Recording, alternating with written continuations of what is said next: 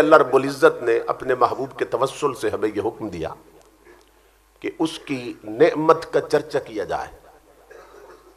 وَأَمَّا بِنِعْمَةِ رَبِّكَ فَحَدِّثْ، اس کی نعمت کا چرچا کیا جائے. قرآن حکیم میں 20 مقامات ایسے ہیں کہ جہاں اللہ رب العزت نے ذکر نعمت کا حکم دیا ہے. اور یہ جو الفاظ میں نے خطبہ میں تلاوت کیے، ان میں اللہ رب العزت نے تحدیث نعمت کا حکم دیا ہے. فحدث، یہاں تحدیث نعمت کا حکم دیا اور فرمایا اذکروا نعمتی التی انعمت علیکم، اذکروا نعمت اللہ علیکم. 20 مقامات پہ اللہ رب العزت نے فرمایا میری نعمت کا ذکر کرو، یعنی میری نعمت کو یاد رکھو اور میری نعمت کو بیان کرو. ذکر نعمت کا حکم دیا.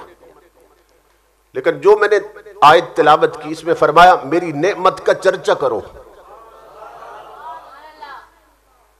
ذکر نعمت کرو، نعمت بیان کرو، نعمت یاد رکھو، میری نعمت کا چرچا کرو. یہ اللہ رب العزت کو اتنا پسند ہے اس کی نعمت کو یاد رکھنا، اس کا ذکر کرنا، کہ نبی اکرم صلی اللہ تعالی علیہ وآلہ وسلم فرماتے ہیں کہ ان اللہ تعالی یحب ان یرا اثر نعمتہ علی عبدہ، کہ اللہ رب العزت اس بات کو پسند کرتا ہے کہ اپنے بندے پر اپنی نعمت کا اثر دیکھے. کہ اگر اللہ رب العزت نے رزق حلال دیا ہے نا، اللہ چاہتا ہے کہ جتنا دیا ہے اسی انداز کا کپڑا اس کے جسم پہ دیکھے،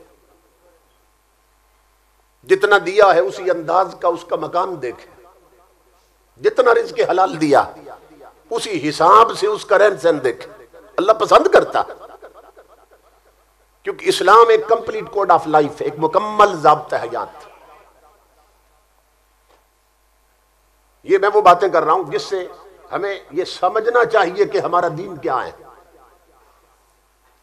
ہمارے بعض لوگوں نے اسلام کو ہوا بنا دیا کہ لوگ سمجھتے ہیں اسلام قبول کر لیا تو بلا گلے پڑ جائے گی. اللہ اس بات کو پسند کرتا ہے بندے پر اپنی نعمت کا اثر دیکھے. حضرت صلی اللہ علیہ وسلم نے ایک شخص کو دیکھا جس کے بال الجھے ہوئے تھے اور گرد آلود تھے، تو سرکار نے اسے فرمایا کہ میرے رب نے تجھے بالوں کی نعمت دی ہے تو دھو کر تیل لگا کے کنگھی کر کے سنوارتا کیوں نہیں ہے.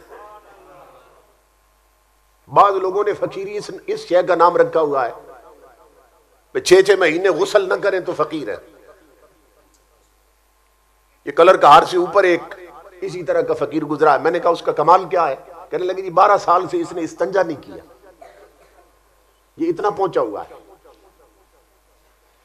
تو ہمارے ہاں فقیری گندا مندہ رہنے کا نام ہے. بالوں میں کنگھی نہ کریں تو فقیر، الجھے ہوئے بال ہوں تو فقیر، آدھے ننگے ہوں تو آدھے فقیر، پورے ننگے ہوں تو پورے فقیر. اسلام ایک کمپلیٹ کوڈ آف لائف، ایک مکمل ضابطہ حیات. حضرت عائشہ صدیقہ ام المؤمنین رضی اللہ تعالیٰ عنہ فرماتی ہیں کہ جب حضور کو لوگ ملنے آتے نا اور حضرت صلی اللہ علیہ وسلم کو اطلاع دی جاتی آقا کچھ لوگ ملنے آئے ہیں، تو حضرت صلی اللہ علیہ وسلم آئینہ تلاش کرتے، شیشہ جس کو کہتے ہیں آپ. پھر حضور کو اگر آئینہ نہ ملتا کہ آگے پیچھے ہوتا تو پھر آپ پانی کے مٹکے کے پاس آتے، اس کی چپنی اٹھاتے اور پانی میں جھانک کر نا اپنی داڑھی مبارک پہ ہاتھ پھیرتے، پگڑی کو سیدھا فرماتے. کیوں؟ بندے آئے ہیں ملنے کے لیے. تو حضرت عائشہ فرماتی ہیں کہ میں عرض کرتی یا رسول اللہ آپ بھی ایسا کرتے ہیں؟ فرمایا ہاں عائشہ میں کیوں نہ کروں، میرا رب حسین ہے اور حسن کو پسند کرتا ہے.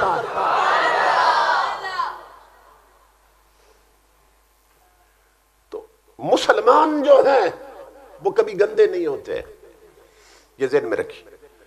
جتنی طہارت کی تاکید اسلام نے کی ہے وہ کہیں اور نہیں ہے. اس لیے اپنی طہارت اور اپنی پاکیزگی کا دھیان رکھا کریں. مسواک کرتے رہنا. اتنا حضور صلی اللہ علیہ وسلم نے اس پہ زور دیا کہ فرمایا لولا ان اشق علی امتی لامرتهم بالسواک عند کل صلاۃ. فرمایا اگر امت کے مشقت میں پڑنے کا مجھے خوف اور ڈر نہ ہوتا تو میں ہر نماز کے ساتھ امت کو حکم دیتا کہ مسواک کرے، کہ اس کے دانت صاف ہونے چاہیے. وہ میرا امتی اور منہ سے بو آئے تو حقے پینے والوں اور مسواک نہ کرنے والوں، سگریٹ پینے والوں اور دانت صاف نہ کرنے والوں، اپنے آقا کے ان ارشادات پہ سوچو اور عمل کرو. اسلام پاکیزگی کا دین ہے، طہارت کا دین ہے، نظافت کا دین ہے. امام الانبیاء نے فرمایا اللہ رب العزت اس بات کو پسند کرتا ہے کہ جس کو جو جتنی نعمت دی ہے نا اس کا اثر اس کے جسم پہ نظر آئے، اس کے کپڑوں سے پتا چلے اسے رب نے نواز رکھا ہے، اس کے مکان سے، اس کے دسترخوان سے، اس کے اٹھنے بیٹھنے سے، زندگی کے احوال سے خبر ہو کہ رب نے اس پہ کرم کیا ہے، اس کو نعمت دی ہے میرے رب نے. اب اسی کو اپلائی کر لیں کملی والے کے جشن میلاد پر کہ 12 ربیع الاول کا دن آتا ہے یا مہینہ آتا ہے ربیع الاول تو عقیدہ پوچھنے کی ضرورت نہیں پڑتی، مسلک پوچھنے کی ضرورت نہیں پڑتی. لوگوں کے دھلے ہوئے جسم بتا دیتے ہیں، بدلے ہوئے کپڑے بتا دیتے ہیں، کی ہوئی مسواک بتا دیتی ہے، لگے ہوئے عطر بتا دیتے ہیں، سروں کی ٹوپیاں بتا دیتی ہیں، سروں پہ پگڑیاں بتا دیتی ہیں، یہاں نالین کے بیج بتا دیتے ہیں، گھروں پہ لگے ہوئے نالین مصطفیٰ کے جھنڈے بتا دیتے ہیں، گلیوں میں درود پڑھتے ہوئے جلوس، نکلتے ہوئے جلوس بتا دیتے ہیں کہ آج کے دن کس پر نعمت ہوئی، کون محروم رہا ہے. کہ جس پہ کرم ہوا اسی پہ کرم نظر آ رہا ہے، جس پہ نعمت ہوئی اسی پہ خوشی نظر آ رہی ہے. یہ سمجھ آ رہی ہے آپ؟ تو یہ ہے مزاج اسلام کہ جن پہ کرم ہوا وہی خوشیاں منا رہے. دیکھو نا، آپ کے گھر میں بیٹا پیدا ہو ایک نعمت، اولاد ایک نعمت، لوگ خوش ہوتے ہیں. آپ پڑوسی کا دروازہ جا کے کھٹکھٹائیں، وہ نکلے تو آپ اسے کہیں بھائی میرے گھر میں بیٹا پیدا ہوا، تو نے لڈو نہیں بانٹے، تو نے خوشی کو نہیں منائی، تو کیا کہے گا؟ آپ کہے گا اپنی عقل کا علاج کرا، جو آیا ہے نا وہ کچھ تیرا لگتا ہے، میرا کیا لگتا ہے کہ میں کچھ کروں؟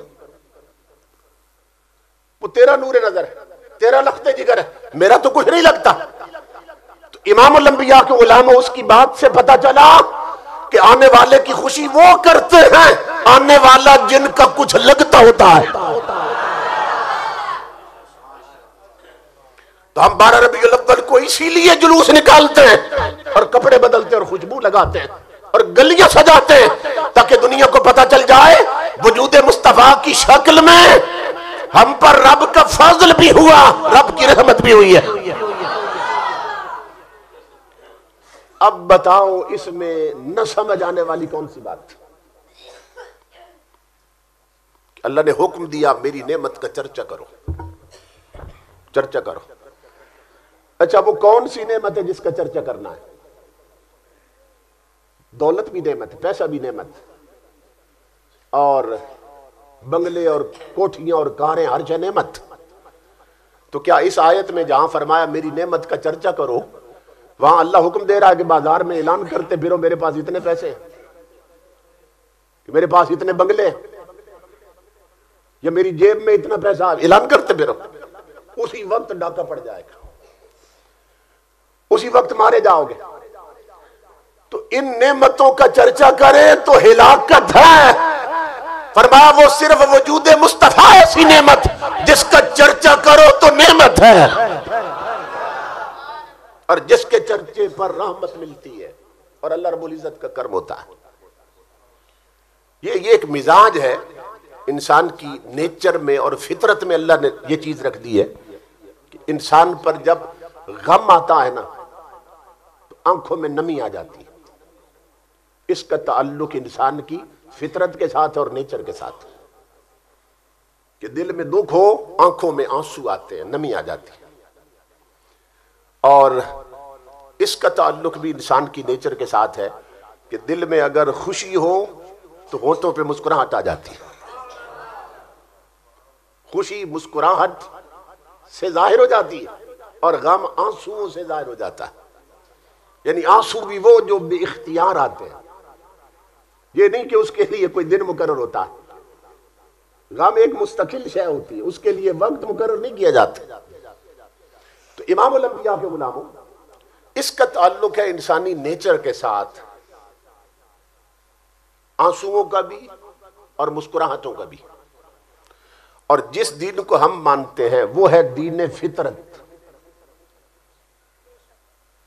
غم کا تعلق بھی فطرت کے ساتھ ہے، خوشی کا تعلق بھی فطرت کے ساتھ ہے. اور جس دین کے ہم ماننے والے ہیں اس کو دین فطرت کہتے ہیں. اب یہ باتیں تھوڑی سی بھاری ہیں، شاید آپ کو ہضم نہ ہو کیونکہ سمجھ نہیں آئیں گی نا. تو میں اب آسان چیزیں چن کے آپ کو بتاتا ہوں. اللہ رب العزت نے فرمایا کہ اس کی نعمت کا ذکر کیا جائے، اس کی نعمت کا چرچا کیا جائے، اس کی نعمتوں کو یاد کیا جائے. لیکن قرآن حکیم میں ایک اور مقام پہ اللہ رب العزت نے فرمایا کہ وَإِن تَعُدُّوا نِعْمَتَ اللَّهِ لَا تُحْصُوهَا، کہ میرے بندو اگر میری نعمتوں کو گننا چاہو تو گن نہیں سکو گے. انکاؤنٹیبل ہے، گنتی میں نہیں آتی.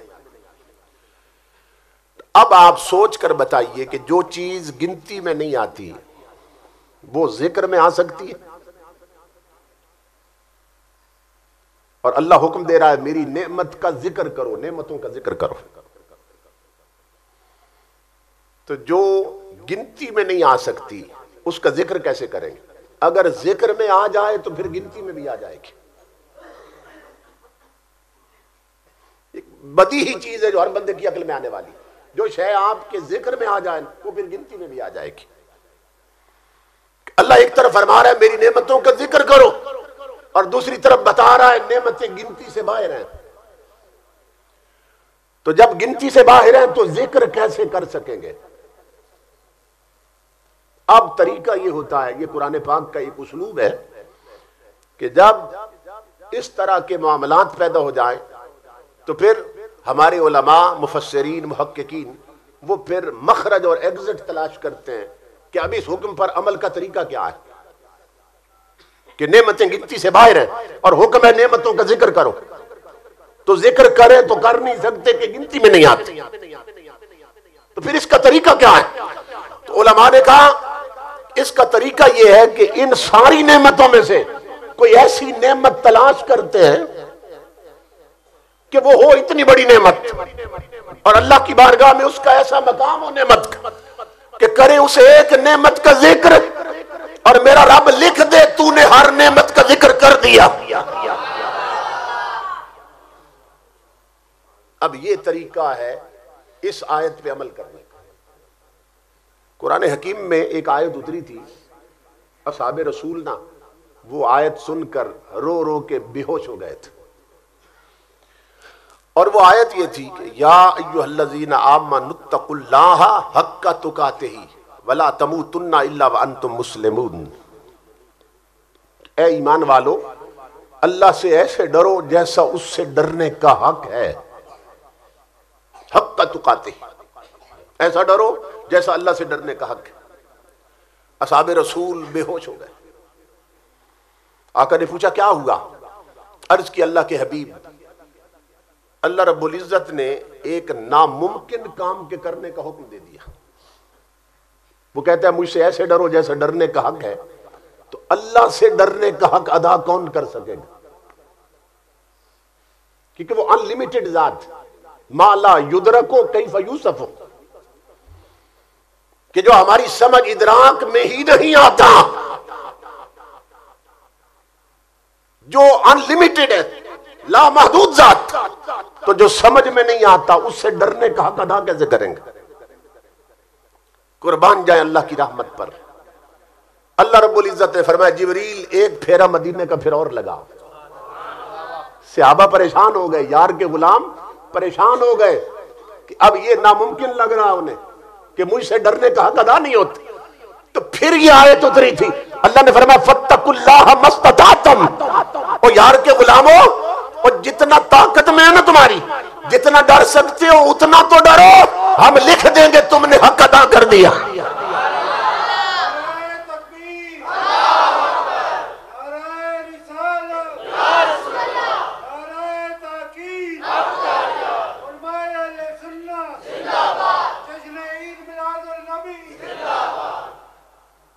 اللہ رب العزت یوں کرم کر دیتا ہے. اب دیکھنا یہ بعض چیزیں ہوتی ہیں 2 in 1، بعض ہوتی ہیں 3 in 1. اللہ نے محبوب ایسی نعمت بنا دی all in one، all in one. امام الانبیاء ایسی نعمت.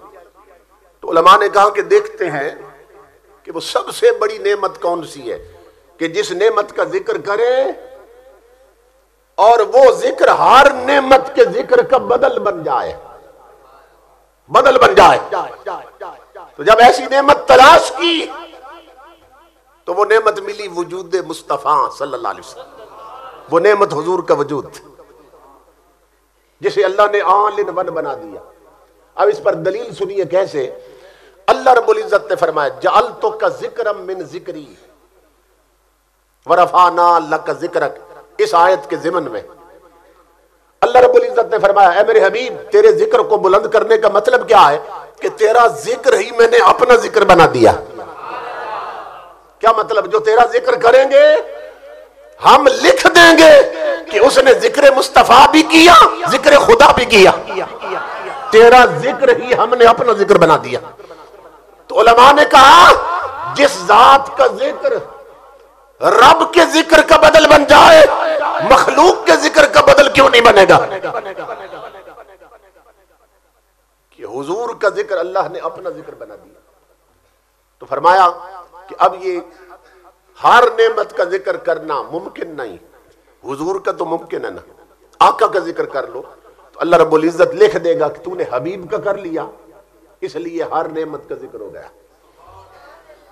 محبوب آل ان ون ہے، ہر نعمت حضور سے ہی نکلی ہے. وہ جڑ ہے تاجدار کائنات، وہ کائنات کی بنیاد ہے، ہر شے انہی سے بنی ہے، انہی سے نکلی ہے. تو امام الانبیاء کے غلاموں سرکار مدینہ صلی اللہ علیہ وسلم اگر نہ ہوتے، ہمارا یہ ایمان ہے، تو پھر کچھ بھی نہ ہوتا.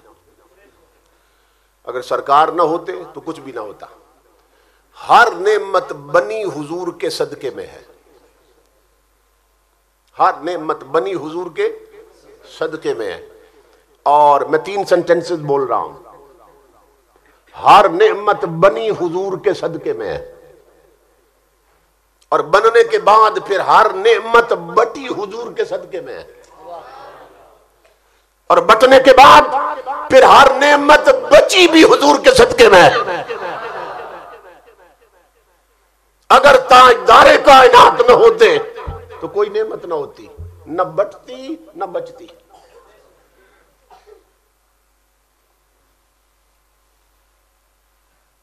ایک بزرگ ہے حضرت عبدالعزیز دباغ مغربی رحمت اللہ تعالی علیہ. آپ بیان کرتے ہیں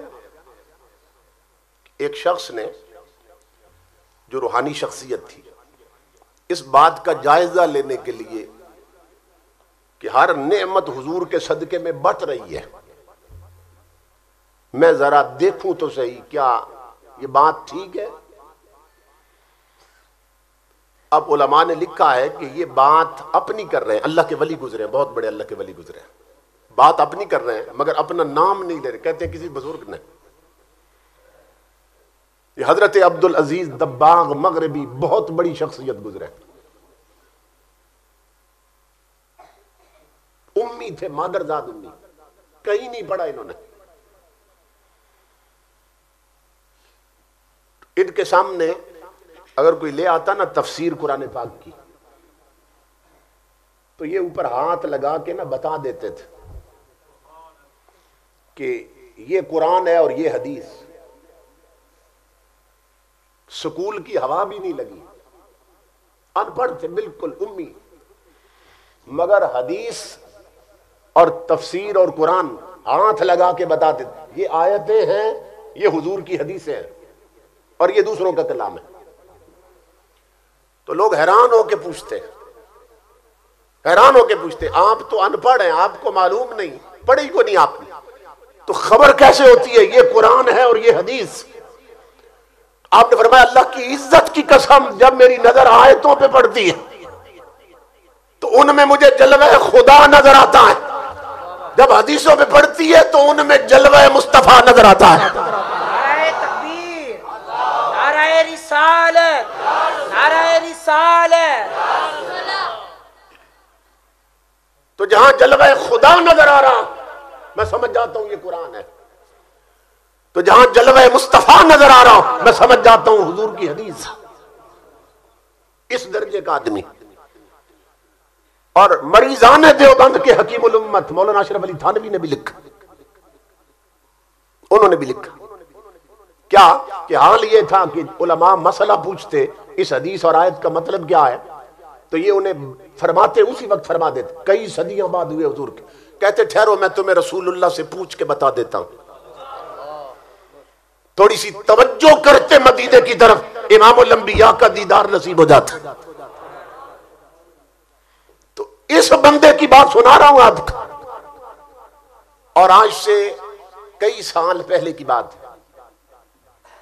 میں انگلینڈ کا شہر ہے مانچسٹر, اس کے ساتھ ہی ایک ٹاؤن ہے آشٹن یو لائن, وہاں میں خطاب کے لیے گیا. آشٹن میں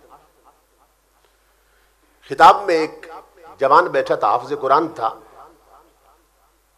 عبد الوحید نام تھا اس کا, انجینئر تھا, پڑھا لکھا آدمی مگر نیک نوجوان تھا, حافظ بھی تھا اور روحانیت کے ساتھ اور تصوف کے ساتھ نہ اسے دلچسپی تھی.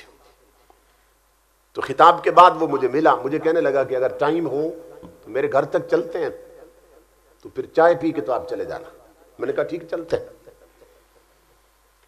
ہم وہاں گئے تو اس نے مجھے قسم کھا کے بتایا کہ مجھے صوفیاء سے محبت ہے, اولیاء سے, تو مجھے کسی نے بتایا تھا کہ یہ حضرت عبد العزیز دباغ مغربی, میں جن کی بات سنانے لگوں گا آگے چل کے, آپ ابھی تھوڑا تعارف کروا رہا ہوں, کہ انہوں نے یہ فرمایا ہے کہ اگر کوئی بندہ میرے مزار پہ آ کے 10 دن اعتکاف کرے تو میں قبر سے نکل کر اس سے ملاقات کروں گا.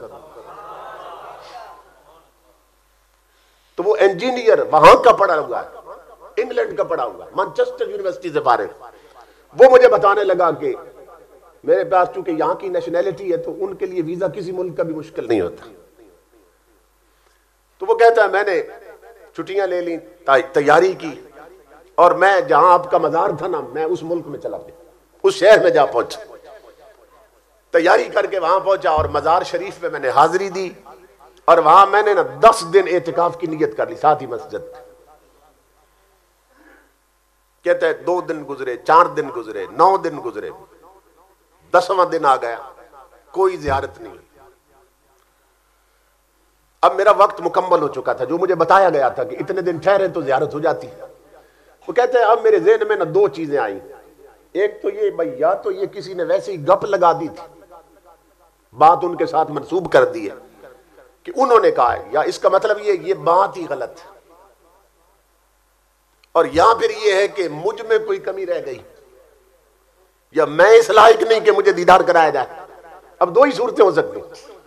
وہ کہتا ہے میں نے خیر مایوس ہو کے نا اپنا سامان لپیٹا اور بیگ اٹھا کے میں گلی سے نکلا, اس مزار شریف کی گلی سے.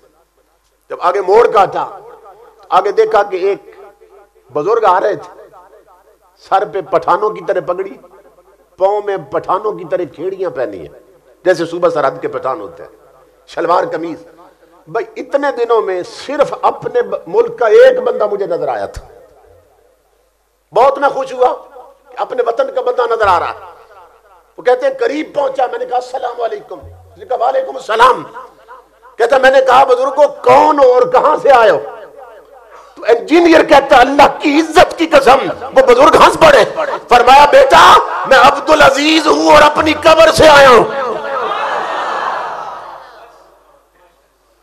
سمجھ رہے ہیں؟ فنا کیسی، بقا کیسی. وہ کتنے احمق ہیں جو کہتے ہیں نبی ولی مر کے مٹی ہو گئے، اور نادان فنا کیسی بقا کیسی جب اس کے آج نہ ٹھہرے. جب تعلق رب سے ہو تو فنا کیسی؟ کیا اس کے ساتھ لگنے والے بھی فنا ہو جاتے ہیں؟ فنا کیسی بقا کیسی جب اس کے آج نہ ٹھہرے. کبھی اس گھر میں آ نکلے، کبھی اس گھر میں جا ٹھہرے. علامہ اقبال یورپ تک گیا، کیمبرج تک گیا، اس نے دین بھی پڑھا، دنیا بھی پڑھی. اقبال کے خطبات اٹھاؤ، وہ کہتا ہے death does not exist, it is life that is the predominant reality, not death. وہ کہتا ہے یہ عقل کے اندھے ہیں جو سمجھتے ہیں قبروں والے مٹ گئے. اقبال کہتا ہے قبر کے باہر بھی زندگی ہے، قبر کے اندر بھی زندگی ہے. فرق صرف یہ ہے پہلے چراغ باہر جلتے تھے، اب اندر جل رہے ہیں. ایسے ہی ہے جیسے چراغ باہر سین میں جل رہا ہو، آپ اٹھا کے اس کو کمرے میں رکھتے ہیں. تو فرق صرف اتنا ہے کہ ولیوں کے چراغ پہلے باہر جلتے تھے، اب قبروں میں جل رہے ہیں. ڈیتھ ڈز ناٹ ایگزسٹ، اس کا کوئی وجود ہی نہیں. تو امام الانبیاء کے غلاموں، انجینئر کہتا ہے، فرمانے لگے بیٹا میں عبدالعزیز ہوں اور قبر سے آیا ہوں، اب مل لو مجھے. تو یہ حضرت شیخ عبدالعزیز دباغ مغربی فرماتے ہیں. آپ فرماتے ہیں کہ اس بزرگ نے دیکھا بہت سے بندے نا روٹی کھا رہے تھے، لقمے توڑتے تھے، سالن لگا کے منہ میں رکھتے تھے. اس نے کہا لوگ جو کہتے ہیں ہر کسی کو حضور کے صدقے میں مل رہا ہے، جو مل رہا ہے نبی کے صدقے میں مل رہا ہے، تو میں ذرا باطنی نظر سے دیکھوں تو صحیح کہ یہ لوگ جو روٹی کھا رہے ہیں اور رزق ان کے منہ میں جا رہا ہے، یہ کس کے صدقے میں جا رہا ہے. وہ کہتے ہیں اللہ کی عزت کی قسم اس بزرگ نے دیکھا کہ جتنے لقمے ہر بندے کے منہ میں جا رہے تھے نا، ان کے ساتھ باریک لطیف نوری لچھے نظر آ رہے تھے، باریک تارے نظر آ رہی تھی. جب باطنی نظر سے دیکھا باریک تارے نظر آ رہی تھی، وہ کہیں جا رہی تھی تارے. تو وہ بزرگ کہتے ہیں میں نے کہا یہ تارے کہاں جا رہی ہیں کہ جڑی ہوئی ہیں ان لقموں کے ساتھ، اس رزق کے ساتھ. وہ کہتے ہیں پھر ان تاروں کے پیچھے چل پڑا، روحانی سفر شروع کر دیا. کہتے ہیں اللہ کی عزت کی قسم دیکھ کر حیران ہو گیا کہ وہ ساری تارے مصطفیٰ کے روضے میں جا رہی تھی. اور اس وقت مجھے پتا چلا کہ کائنات میں کسی کو اگر لقمہ بھی مل رہا ہے تو وہ بھی مصطفیٰ کے صدقے میں مل رہا ہے. سمجھ رہے ہیں؟ تو یہ ہمارا جو مسلک ہے نا عقیدہ، یہ کوئی یتیم مسلک نہیں ہے. اس کی پشت پر 14 صدیوں کے ولی کھڑے ہوئے ہیں، اس کی پشت پر مصطفیٰ کی حدیثیں ہیں، اس کی پشت پر خود مصطفیٰ کھڑے ہیں. دوسرے مسلکوں میں ولی خان تو ہیں، ولی اللہ کوئی نہیں ہے. کوئی ہے تو سامنے لاؤ، ہم بھی ٹیمپریچر چیک کرتے ہیں کتنی ولایت ہے اس کے پاس.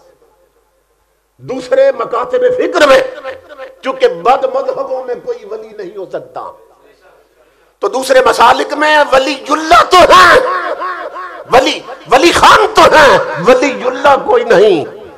اور سنیو جتنے ولی ہیں سب تم میں ہیں. بتاؤ سلطان العارفین کون، شمس العارفین کون، سلطان باہو کون، مجدد الثانی کون، پیر میر علی شاہ کون، پیر حیدر شاہ کون، حضرت شاہ سلیمان توسری کون، یہ سب سنی ہے. پوری دنیا میں جتنے اولیاء ہیں سب سنی ہیں. کیوں؟ اس لیے کہ سنی مسلک ہی قرآن و سنت کی صحیح ترین تعبیرات کے مطابق. تو اللہ رب العزت نے فرمایا کہ محبوب کا ذکر ہو گیا تو ہم لکھ دیں گے ہر نعمت کا ذکر کر دیا، کیونکہ تاجدار کائنات آل ان ون ہے کہ ہر نعمت حضور کے صدقے میں. اللہ رب العزت نے فرمایا لولاک لما خلقت الافلاک ولا اللوح ولا القلم ولا العرش ولا الکرسی ولا الجنت ولا النار ولا الدنیا. اللہ رب العزت نے فرمایا میرے حبیب آپ نہ ہوتے تو میں کچھ بھی پیدا نہ کرتا، اور یہ دنیا بھی پیدا نہ کرتا، بات ہی ختم ہو گئی، یہ دنیا ہی پیدا نہ کرتا۔ اب یہ سوچئے کہ دنیا کس شے کا نام ہے؟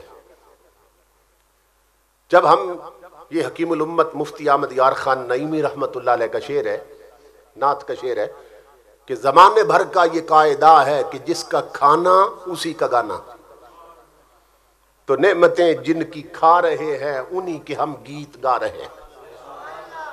تو بعض لوگ کہتے ہیں کہ نعمتیں حضور کی کیسے کھا رہے ہیں، انہیں یہ بھی تکلیف ہوتی ہے بھئی حضور کی نعمتیں کیسے کھا رہے ہیں۔ اب اس پر دلیل سنی، اللہ فرماتا ہے میں دنیا ہی پیدا نہ کرتا، تو دنیا کس شے کا نام ہے؟ کہ کبھی آپ نے سوچا دنیا کس کو کہتے ہیں؟ یہی جس میں ہم رہتے ہیں۔ الگ نام لو نا تو یہ زمین ہے، وہ پہاڑ ہیں، یہ اناج ہے، یہ درخت ہے، یہ پودے ہیں، یہ گل بوٹے ہیں، یہ مکان ہے، یہ ہوا ہے، یہ پانی ہے، یہ آگ ہے، یہ مٹی ہے۔ الگ الگ نام لو تو یہ ہے، اکٹھا بولو تو یہی دنیا ہے۔ جیسے کسی شخص کا نام ہوتا ہے نا تو اس کی پوری باڈی پہ بولا جاتا ہے۔ مثلا ایک کا نام ہے افضل، الگ الگ حصے اس کے بولو تو یہ اس کے بازو ہیں، یہ اس کا چہرہ ہے، یہ اس کی گردن ہے، یہ اس کا سینہ ہے، لیکن اکٹھا بولو گے تو وہی افضل ہے جس کا نام افضل ہے، جس کا نام اکرم ہے وہی اکرم ہے۔ الگ الگ بولو تو اس کے اعضاء کا نام آئے گا۔ اسی طرح الگ الگ بولو تو یہ چیزیں ہیں، اکٹھی بولو تو یہ دنیا ہے۔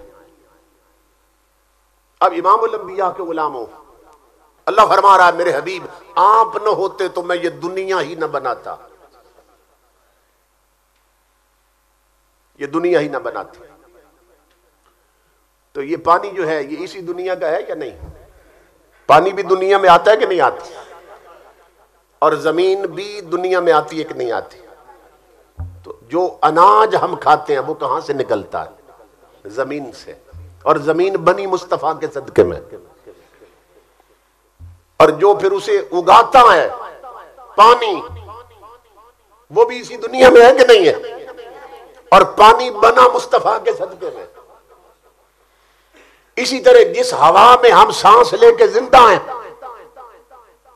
وہ ہوا بنی حضور کے صدقے میں۔ یہ باتیں سمجھ آ رہی ہیں آپ؟ پانی بنا حضور کے صدقے میں، زمین بنی حضور کے صدقے میں۔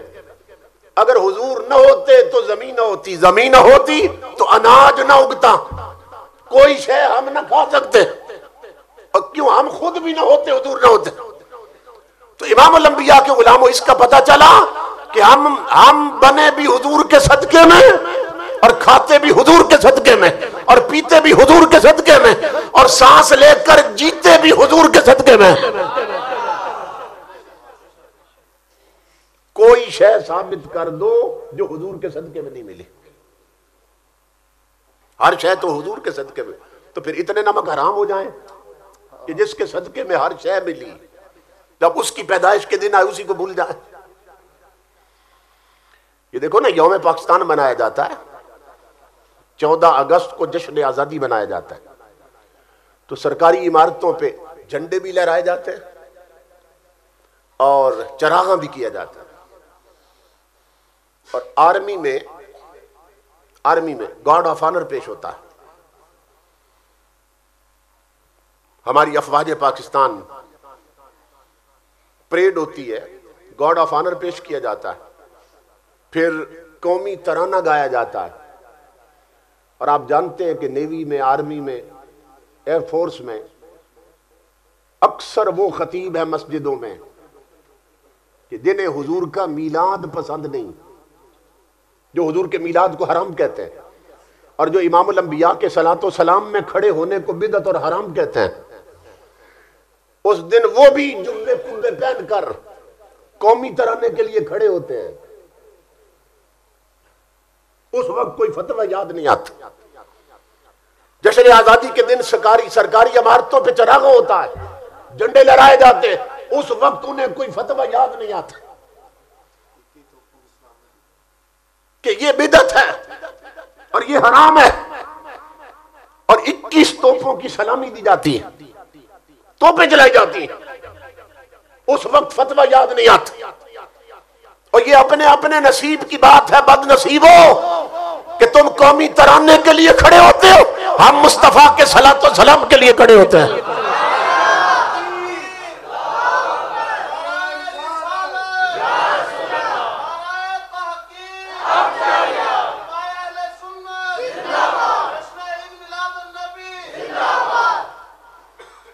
تمہیں وہ دن اچھا لگتا ہے چراغوں کے لیے جس دن پاکستان مل گیا، ہمیں اچھا دن وہ لگتا ہے چراغوں کے لیے جس دن مصطفیٰ مل گئے۔ اپنے اپنے نصیب کی بات۔ تو تاجدار کائنات جب تشریف لائے حضرت صلی اللہ علیہ وسلم، اب اللہ رب العزت کا جو علم ہے نا وہ ہر زمانے پہ محیط ہے، یہ پاسٹ، یہ فیوچر، یہ پریزنٹ، یہ زمانے ہمارے لیے ہے، یہ مستقبل ہے، ماضی ہے، حال ہے، یہ انسانوں کے لیے۔ اللہ رب العزت کے لیے نہ ماضی ہے نہ مستقبل، ہر شے اس کے سامنے حال بنی رہتی ہے، اس کا علم ہر زمانے پہ محیط۔ میرے اللہ کو خبر تھی ایک وقت آئے گا کہ دوسرے ملکوں کے بادشاہ جب جائیں گے نا ملکوں میں، تو وہاں کی آرمی انہیں گارڈ آف آنر پیش کرے گی، سلامی دے گی، 21 توپیں چلائی جائیں گی۔ تو اللہ رب العزت نے فرمایا کہ یہ ایک دنیا کی نظر میں ایک بڑا احترام، پروٹوکول اور ادب ہوگا ان بادشاہوں کا کہ انہیں توپوں کی سلامی دی گئی، انہیں آرمی نے گارڈ آف آنر پیش کیا۔ اللہ رب العزت نے فرمایا میرا حبیب صرف ایک ملک کا حکمران نہیں، پوری کائنات کا تاجدار جا رہا ہے آمنہ کے حجرے میں، اب اس کی سلامی کے لیے خاکی نہیں، جس دنیا سے جا رہا ہے اسی دنیا کی فوج نوری بھیج رہے ہیں۔ اور یہ سنو حضور کی امی جان حضرت آمنہ کیا فرماتی ہیں، حضور کی امی سے پوچھئے، اب فرماتی ہیں جب میرے بیٹے کی ولادت کا وقت آیا تو رأیت الملائکۃ افواجا، فرمایا میں نے اپنے کچے حجرے پر نوری فرشتوں کی فوجیں کھڑی دیکھی ہیں۔ اچھا یہ ذہن میں رکھیے کہ یہ کیوں فرمایا کہ افواج دیکھی ہیں، فوج کی جمع افواج، یہ کیوں فرمایا؟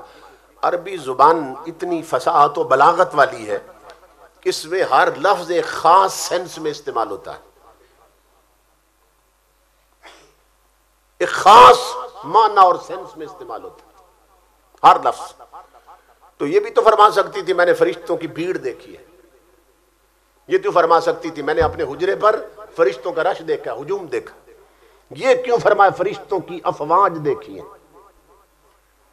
سبب یہ تھا کہ آپ جانتے ہیں کہ فوج جب بھی کھڑی ہوتی ہے نا قطاریں بنا کے کھڑی ہوتی ہے، اس میں ایک نظم و ضبط ہوتا ہے، ایک ڈسپلن ہوتا ہے، اس لیے حضرت آمنہ فرما رہی ہیں رأیت الملائکۃ افواجا کہ میں نے نوری فرشتوں کی فوجیں کھڑی دیکھی، کیونکہ تاجدار کائنات آ رہے تھے، پوری کائنات کا بادشاہ آ رہا تھا۔ تو اللہ رب العزت نے فرمایا یار کی سلامی کے لیے آمنہ کے حجرے میں چونکہ میرا نور جا رہا ہے تو میں نوریوں کے جلوس بھیج رہا ہوں۔ فرشتے آئے تھے اور قطاریں بنا کے کھڑے تھے۔ ہمارے ہاں کیا ہوتا ہے جیسے بزرگ فرما رہے تھے کہ 21 توپیں چلائی جاتی ہیں، ہم راولپنڈی میں رہتے ہیں اور ہمارا جو پنڈی کا ایئرپورٹ ہے نا وہ ہے انٹرنیشنل ایئرپورٹ، وہاں جو بھی حکمران آتے ہیں، بش جیسا کتا بھی آیا تھا تو اسے بھی سلامی دی گئی تھی، کیونکہ آگے بھی تو اسی کے کتے بیٹھے ہیں تو کتوں کو اچھے لگتا ہے تو سلامی دی گئی۔ تو امام الانبیاء کے غلاموں یہاں توپیں چلائی جاتی ہیں، توپیں، وہ جو تمہارے میرے نبی کی سلامی کے لیے فوج آئی تھی کیا انہوں نے بھی کوئی توپ چلائی تھی، کوئی گولہ چھوڑا تھا؟ کیوں؟ اس لیے کہ رسول آ رہا تھا، توپوں والا نہیں، گولوں والا رسول نہیں تھا، راگ باجوں ڈھول دھمکوں والا رسول نہیں آ رہا تھا۔ اس نبی کی بعثت کا مقصد ہی یہ تھا کہ راگ باجے ڈھول دھمکے ختم کر دیں، وہ ڈھولوں والا اور راگوں والا رسول نہیں آ رہا تھا، وہ ان چیزوں کو ختم کرنے آ رہا تھا، تو جو اس کی سلامی کے لیے فوجیں آئی تھیں انہوں نے کیا کیا؟ توپیں نہیں چلائیں، وہی کیا جو رسول کی شان کے لائق تھا۔ وہ کیا کیا؟ محدث ابن جوزی لکھتے ہیں جب میرے رسول جلوہ گر ہوئے آمنہ کے حجرے میں تو فدجت الملائکۃ بالتسبیح والتحلیل والتکبیر، فرشتوں کی کچھ صفوں نے بلند آواز میں کلمے کا ورد شروع کر دیا، کچھ قطاریں رب کی تسبیح پڑھنے لگی، کچھ قطاریں تکبیر پڑھنے لگی۔ حضرت آمنہ فرما رہی ہیں کہ وہ جو جلوس فرشتوں کا نکلا تھا تو یہ ہماری تربیت ہے اس بات میں، یہ بھی ذہن میں رکھو۔ امام الانبیاء کے غلاموں، اس لیے کہ ہمارے جلوس دن بدن ہر آئے سال پہلے شریعت کی حد میں تھے، اب ہماری طبیعت کی حد میں داخل ہو چکے ہیں۔ یہ ذہن میں رکھیے، اپنی تربیت پر بھی نظر کیجئے کہ یہ شریعت سے شروع ہوئے تھے اور اب یہ طبیعت کی حد میں داخل ہو چکے ہیں کہ ادھر جلوس میں ہیں، ادھر مسجد میں نماز ہو رہی ہے، پرواہی کوئی نہیں، ادھر سٹیج بن رہے ہیں، ادھر مسجد میں جماعت ہو رہی، پرواہی کوئی نہیں۔ حتیٰ کہ بعض نادان نوجوان مسجد کے اندر جماعت ہو رہی ہوتی، وہ مسجد کی چھت پہ لڑیاں لٹکا رہے ہوتے۔ یہ کیا ہے؟ اس نبی کی آمد کا جشن منا رہے ہو کہ جس نے اس دنیا میں آتے ہی سب سے پہلے اپنے رب کو سجدہ کیا تھا، اور نادانوں تم نے سجدہ ہی چھوڑ دیا، آقا پھر کیسے خوش ہوں گے؟ تو امام الانبیاء ان چیزوں کو مٹانے آئے تھے، ختم کرنے آئے تھے۔ وہ میں حیران ہوتا ہوں، وہ ایک قوالی پڑھتا ہے نا، تاجدار حرم ہو نگاہ کرم، تو الو کا پٹھا اس میں ہر وہ باجا بجا رہا ہے کہ تاجدار حرم جس کو حرام قرار دے رہا ہے، نگاہ کرم کہاں سے ہوگی؟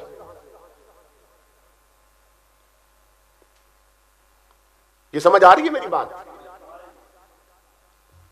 امام الانبیاء فرماتے ان ربی حرم علی الخمر والمیسر والکوبۃ والکنین والکبارات والبرابط والمعازف۔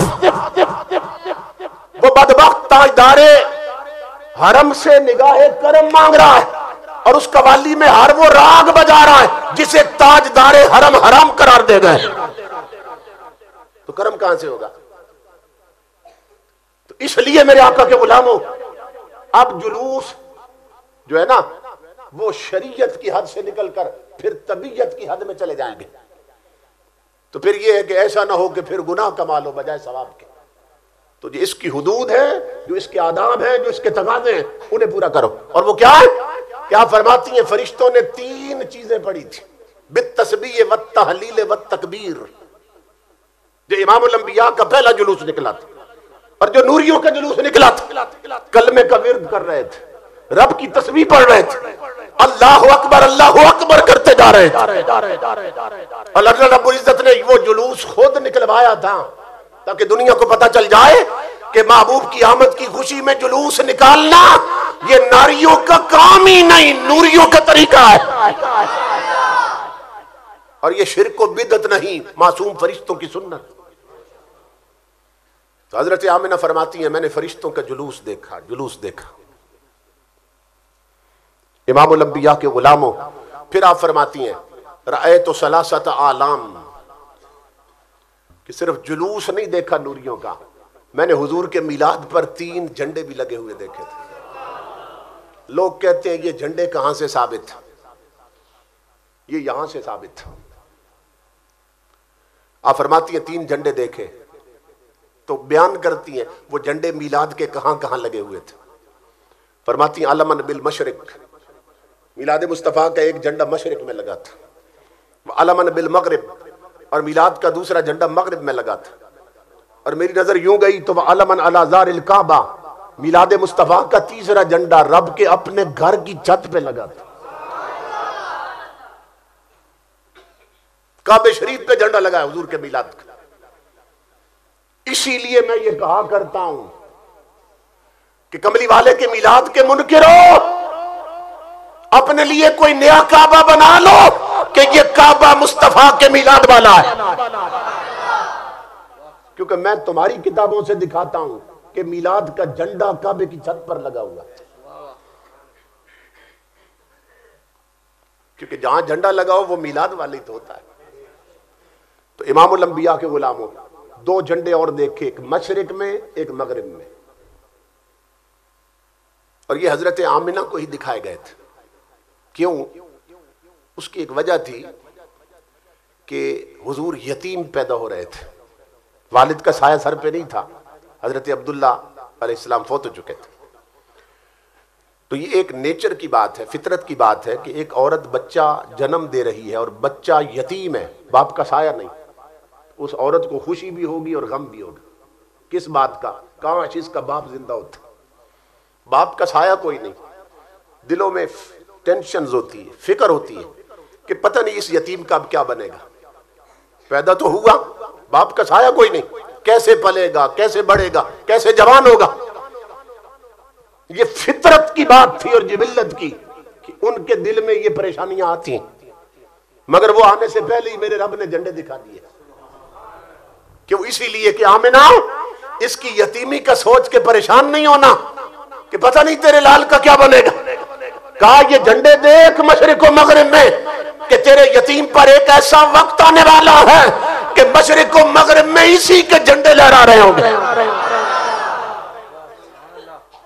یہ جھنڈے دکھانے کا یہ مطلب تھا۔ امام الانبیاء کے غلاموں، یہ ہمارا جو ملک ہے یہ ہے مشرقی دنیا کا ملک، ساتھ انڈیا ہے، ارد گرد کے پڑوسی ممالک، یہ ہے مشرقی دنیا، اور سعودی عرب سے آگے نکل جائیں، آگے یورپ، وہ ہے مغربی دنیا، ویسٹرن ورلڈ اور ایسٹرن ورلڈ، مشرقی دنیا اور مغربی دنیا۔ یہ غور سے سننا باتیں، جو آخری باتیں ہو رہی، مشرقی دنیا میں ہم رہتے ہیں، پاکستان ہے مشرقی دنیا میں، اور یورپ، انگلینڈ، فرانس، ڈنمارک، یہ ناروے، یہ سارے جو ہیں یہ مغربی ممالک۔ اللہ رب العزت نے حضور کی امی کو جھنڈا مشرق میں بھی دکھایا تھا، مغرب میں بھی، کہ تیرے لال پہ وقت آئے گا کہ اس کی عظمت کے جھنڈے مشرق کو مغرب میں گڑے ہوں گے۔ تو یہاں تو آپ نے جھنڈے دیکھے ہوئے ہیں، کیونکہ ہم خود بناتے ہیں، خود اٹھاتے ہیں اور خود لگاتے ہیں، یہاں کے جھنڈے ہم نے دیکھے ہیں۔ مگر میں آپ کو جو بات بتانے لگا ہوں، میں 16 سال مسلسل ربیع الاول کے مہینے میں یورپ میں ہوتا تھا، اور 12 ربیع الاول کو ان 16 سالوں میں امام الانبیاء کے غلاموں، وہ جو حضور کی امی کو مغرب میں رب نے جھنڈا دکھایا تھا، میں اس کی بات سمجھانے لگا ہوں آپ نے تو یہاں کے جھنڈے دیکھے، میں 16 سال تک یورپ میں رہا۔ 12 ربیع الاول کے دن کبھی جلوس میں نے برمنگم میں اٹینڈ کیا، کبھی لندن میں اٹینڈ کیا، کبھی والسل میں، کبھی نیلسن میں، کبھی لیوٹن میں، اور کبھی میں ڈنڈی میں گیا، سکاٹ لینڈ میں، گلاسکو میں، ایڈنبرا میں، ایکرنگٹن میں، یہ سارے ان کے بڑے بڑے شہر ہیں۔ 12 ربیع الاول کو میں وہاں تھا، میں نے جلوسوں میں خطاب کیے۔ اللہ کی عزت کی قسم لوگوں، ملک کافروں کے ہیں، حکومت کافروں کی ہے، زمین کافروں کی ہے، مگر جب 12 ربیع الاول کا دن آتا ہے، مصطفیٰ کے غلام یار کے جھنڈے اٹھا کے سڑکوں پہ نکل آتے ہیں، کافروں کی ٹریفک روک دی جاتی ہے، مصطفیٰ کے جھنڈے گزارے جاتے ہیں۔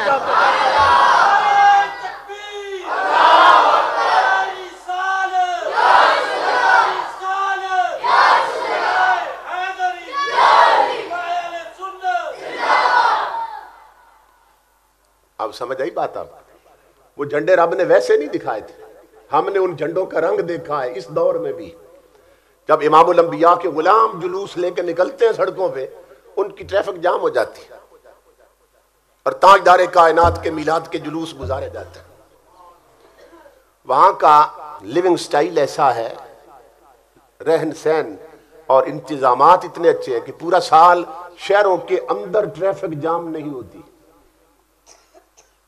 موٹر وے پہ ہو جاتی ہے، دھند کی وجہ سے، برف پڑ جائے اس کی وجہ سے، کوئی ایکسیڈنٹ ہو جائے اس کی وجہ سے، لیکن شہروں میں نہیں ہوتی۔ لیکن جب 12 ربیع الاول کا دن آتا ہے، مصطفیٰ کے میلاد کا دن صلی اللہ علیہ وسلم، اس دن شہروں میں چونکہ جلوس نکلتے ہیں مسلم کمیونٹی کے، تو وہاں پھر شہروں میں بھی ٹریفک جام ہو جاتی ہے، اور گاڑیوں میں، کاروں میں، بسوں میں، کوچوں میں بیٹھے ہوئے انگریزوں کے چھوٹے چھوٹے بچے وہ پھر اپنے ماں باپ سے پوچھتے ہیں، انگریزی میں سوال کرتے ہیں، ڈیڈ ٹریفک جام کیوں ہے؟ تو مجبوراً انگریزوں کو بتانا پڑتا ہے، it is the birth day of the Holi profit, it is the anniversary of the Holi profit. انگریز مجبور ہو کے بتاتے ہیں، بیچو ٹریفک جام اس لیے ہے کہ مسلمانوں کے نبی تشریف لائے ہیں۔ تو بتاؤ کہ اس میلاد کے جلوس کی وجہ سے میرے آقا کی عظمت کی دھوم کہاں تک مچتی ہے؟ تو بعض لوگوں کا خیال یہ ہے کہ 12 ربیع الاول آئے نا تو گھر میں ہم پھوڑی ڈال کے بیٹھ جائیں، منہ بسور کے بیٹھے رہے، اور دلیلیں یہ دیں گے اس دن حضور فوت ہوئے تھے، کہتے ہیں اس دن تم غم نہیں کرتے، تم ہنستے ہو جس دن حضور فوت ہوئے تھے۔ تو میں نے کہا غم بھی تو ہو ہی رہا ہے، ہم ہنس رہے ہیں تم رو رہے ہو، سمجھ رہے ہیں؟ رونا بھی تو ہے، تم کہتے ہو رونا ہے، تو اب یہ ہنسنا رب نے دیا اور اس دن رونا تمہارے مقدر میں لکھ دیا کہ کملی والے کا چراغاں دیکھ کر، جھنڈے دیکھ کر کسی کا دل باغ باغ ہو رہا ہے، کسی کا دل داغ داغ ہو رہا ہے۔ میں نے کہا رونے کے لیے تم تھوڑے ہو جو ہمیں بھی کہتے ہو کہ رونا ہے، تو ہم ہنستے ہیں تم رویا کرو تاکہ دونوں کھاتے پورے ہو جائیں۔ تو یہ بڑی خوش بختی کی بات ہے، بڑی خوش نصیبی کی بات کہ اللہ رب العزت نے ہمیں حضور کا امتی بنایا۔ یہ دیکھیں نا، ہم نے کوئی دعا مانگی تھی، مولا ہمیں حضور کا امتی بنانا، دعا کے بغیر ہمارے رب نے صرف اپنی مرضی سے ہمیں یار کی غلامی دے دی۔ اللہ کی عزت کی قسم، میں نے کتابوں میں پڑھا 11 نبیوں نے نبوت، کتنا اونچا رتبہ ہے، نبی ہے 11، انہوں نے اللہ رب العزت سے عرض کی تھی، مولا کاش ہمیں محبوب کا امتی بنایا ہوتا۔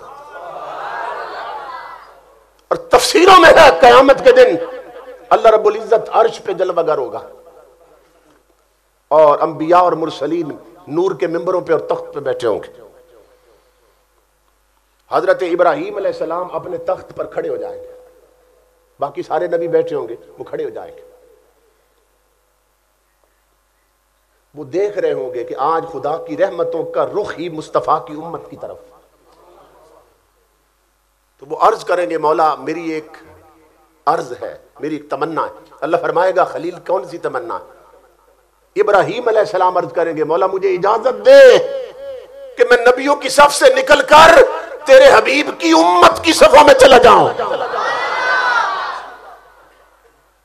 یہ اتنا بڑا اعزاز ہے مصطفیٰ کا امتی ہونا کہ ہمیں بغیر دعا اور بغیر طلب کے رب نے عطا کر دیا، اور ہم نادان اگر اس کی قدر نہ کریں تو ہم سے بڑا پھر بد نصیب کوئی نہیں۔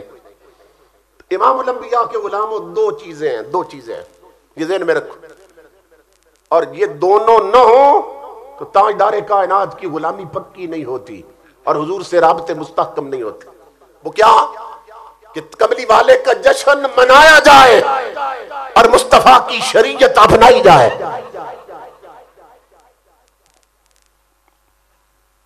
اب یہ تو نہیں ہو سکتا کہ جھنڈے گھر پہ حضور کے لگے ہو اور زندگی ہم اپنی مرضی سے گزار رہے ہیں۔ ہم اپنی مرضی سے زندگی نہیں گزار سکتے، اس لیے کہ ہم مسلمان ہیں، ہم کافر نہیں ہیں۔ اپنی مرضی کافر کرتا ہے کیونکہ اس کا نہ کوئی رب ہوتا ہے نہ اس کو کوئی رسول ہوتا ہے۔ یہ فرق سمجھے، مسلمان میں اور کافر میں فرق کیا ہے؟ کافر کا کوئی رب نہیں ہوتا، اس کا کوئی رسول نہیں ہوتا۔ قرآن نے کہا کافر کیا کرتا ہے؟ ارأیت من اتخذ الہہ ہوا، اللہ فرماتا ہے میرے حبیب کیا آپ نے اس بدبخت کو دیکھا جس نے خواہش نفس کو ہی اپنا خدا بنایا ہوا؟ کیا مطلب؟ کرنا تو وہ چاہیے نا جو رب چاہتا ہے، تو بندے وہ کرتے ہیں جو ان کا دل چاہتا ہے، ان کا من چاہتا ہے، تو ان بدبختوں نے اپنے من کو ہی اپنا خدا بنایا ہے۔ تو کافر اور مومن میں یہ فرق ہے کہ کافر کا کوئی خدا نہیں ہوتا، اس لیے اپنی مرضی کرتا، کافر کا کوئی رسول نہیں ہوتا اس لیے اپنی مرضی کرتا، مگر مومن کا خدا بھی ہوتا ہے، رسول بھی ہوتا ہے۔ کافر زندگی گزارتا ہے اپنی مرضی سے، مومن زندگی گزارتا ہے اپنے رب کی مرضی سے اور اپنے رسول کی مرضی سے۔ تو جو لوگ اپنی مرضی سے جی رہے ہیں نا، وہ بد نصیب یہ سمجھیں کہ ہم رسول کی امت سے نکل رہے ہیں اور رب کی بندگی سے نکل رہے ہیں، اور ہماری میجارٹی اور اکثریت من چاہے پہ چل رہی ہے، رب رسول کے چاہے پہ نہیں چل رہی۔ یہی سبب ہے کہ مسجدیں دیکھیں کتنی خوبصورت ہے، مگر نماز کے وقت 2 صفیں بھی پوری نہیں ہوتی، اور وہی بابے جو 20 سال سے آ رہے ہیں، 25 سال سے، اب نیا نمازی کوئی مسجد کو مل نہیں رہا ہے۔ گھروں میں نئی تلاوت قرآن والی بچیاں پیدا نہیں ہو رہی، کیونکہ اولاد کو قرآن پڑھایا نہیں جا رہا، بچوں کو شریعت سمجھائی نہیں جا رہی۔ جو بچہ سیکھنے کے قابل ہوتا ہے اچھلنے کودتے لگتا ہے، انگلش میڈیم سکول میں اسے ٹھوس دیتے ہیں۔ سب سے پہلے اپنی اولاد کی گھٹی میں مصطفیٰ کا قرآن رکھو، انہیں آقا کی شریعت کی تعلیم دو، کہ جب بڑے ہو جائیں گے انگریز کا سلیبس پڑھ کے تو پھر یہ ہے کہ وہ نقش شیطانی اتنے پکے ہو جائیں گے، اب قرآن پڑھنے والا مزاج ہی نہیں بنے گا ان کا۔ اس لیے علامہ اقبال نے کہا تھا، تیرا وجود سراپا تجلی افرنگ، کہ تو وہاں کے عمارت گروں کی ہے تعمیر۔ کہا تیرے وجود سے انگریز نظر آتے ہیں، تیرے جسم شکل و صورت سے، تیرے لباس سے انگریز نظر آتا ہے، مصطفیٰ نظر کیوں نہیں آتے؟ اس لیے کہ تیری تعلیم ہی انگریزی ہے، تو نے سلیبس ہی انگریز کا پڑھا۔ اب بچے ہمارے ہیں ملک بنائے کلمے کے نام پہ، اور بچے ہمارے انگلش میڈیم سکولوں میں لباس انگریز کا پہن کے جاتے ہیں۔ آپ کسی انگریز کو کہیں کہ وہ شلوار قمیض پہنا کرے، وہ کہے گا میں اپنا قومی لباس کیوں چھوڑ دوں پینٹ شرٹ۔ تو کیا ہم اتنے کنگلے اور یتیم ہو گئے کہ اپنے لباس سے نفرت ہو گئی، اپنی زبان سے نفرت ہو گئی؟ امریکہ سے ایک کتاب چھپی ہے، اس انگریز نے حضور کی امت کو ہیو ناٹ سے لکھا ہے، اس نے ہمیں گالی دی ہے۔ وہ کہتا ہے یہ امت مصطفیٰ یہ کنگلے ہیں، یہ یتیم ہیں، ان کا اپنا لباس کوئی نہیں۔ انگریز کہتا یہ ہمارا لباس پہن کے فخر کرتے ہیں۔ وہ کہتا ہے ان کی اپنی زبان نہیں، یہ ہماری بولی بول کے فخر کرتے ہیں۔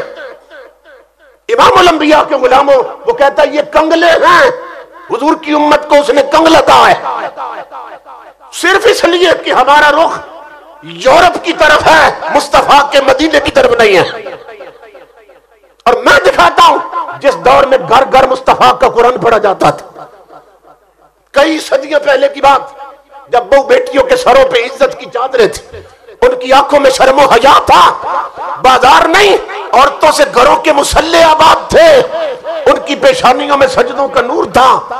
حرام خور حکمران نہیں تھے، بے غیرت اور بے دین حکمران نہیں تھے، صلاح الدین ایوبی جیسے حکمران جو 500 بار مصطفیٰ پر درود پڑھ کے سوتا تھا۔